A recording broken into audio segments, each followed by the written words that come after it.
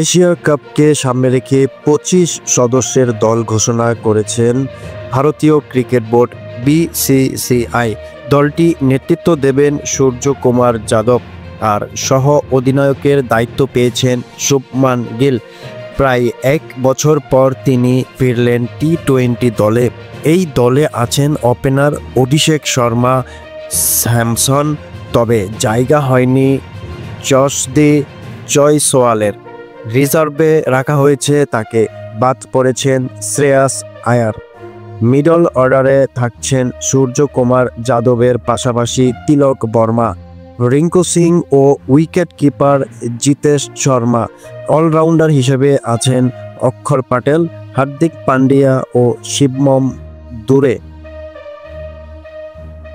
Bowling আক্রমণে থাকছেন জসপ্রীত বুমরা, হর্ষদীপ সিং, কুলদীপ যাদব, বরুণ চক্রবর্তী ও হর্ষিত রানা।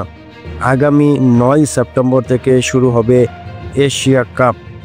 প্রথম ম্যাচে ১০ সেপ্টেম্বর দুবাইয়ের আরব আমিরাতে মুখোমুখি হবে সূর্যকুমারের ভারত। দল ঘোষণার সময় বিসিসিআই নির্বাচক কমিটির চেয়ারম্যান অজিত আগারকার বলেন, শুভমান গিলের নেতৃত্বে তারা মুগ্ধ, তবে বাদ পড়া জয়সওয়াল ও শ্রেয়াস আয়ারের ভাগ্য খারাপ। সুযোগ পেতে তাদের